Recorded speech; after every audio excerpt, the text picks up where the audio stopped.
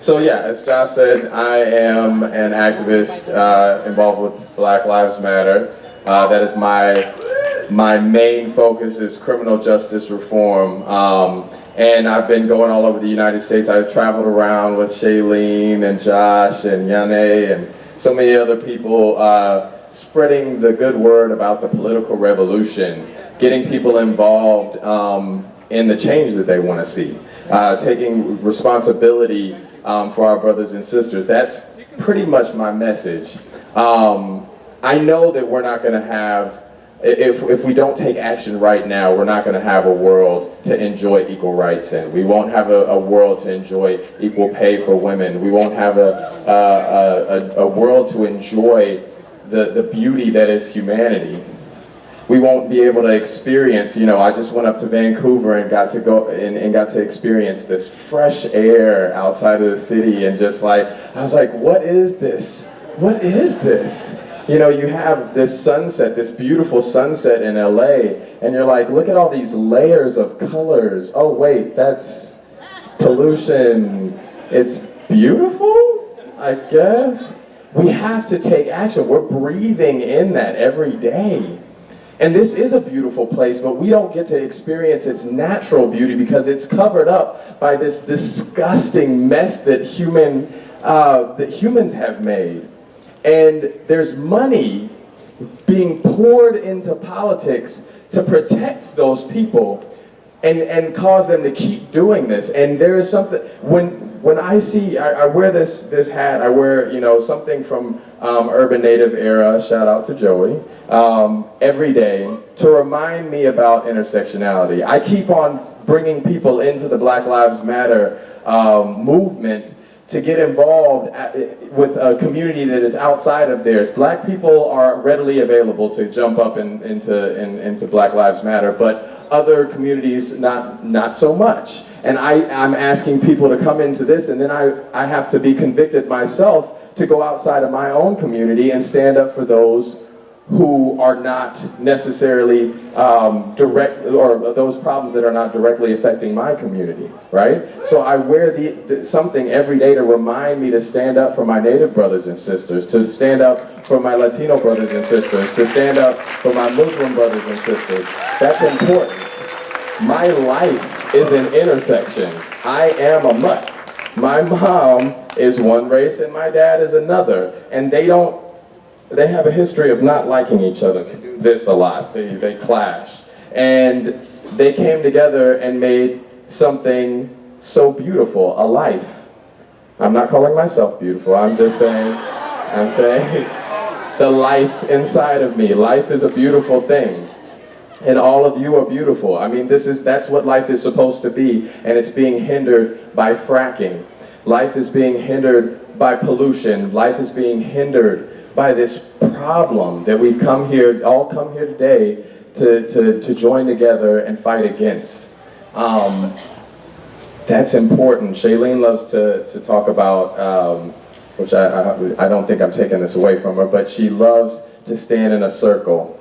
And the reason she loves to stand in a circle is because she likes to see, and she's taught me this, I can see behind your back, right?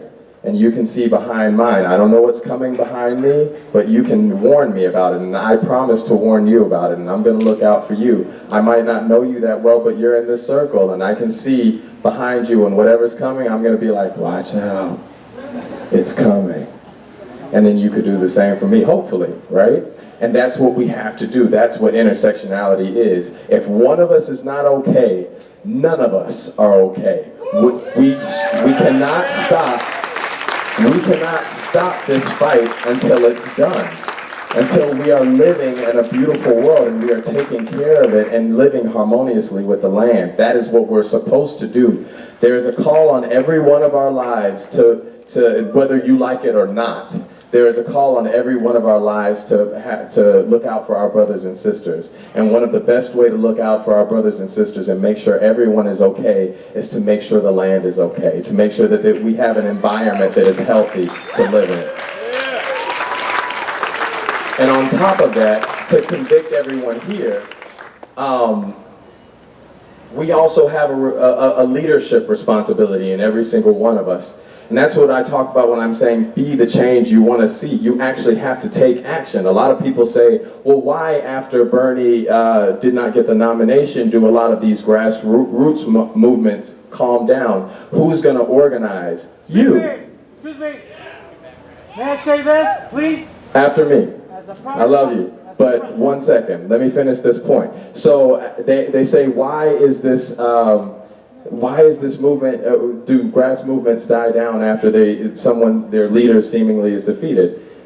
It's because we don't take action. It's because we don't take the leadership roles. We are supposed to be that change. We can't keep asking who's going to step into that leadership position. Every one of you have to step into that leadership position.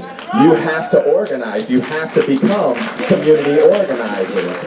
We can't keep asking who else is going to do the work.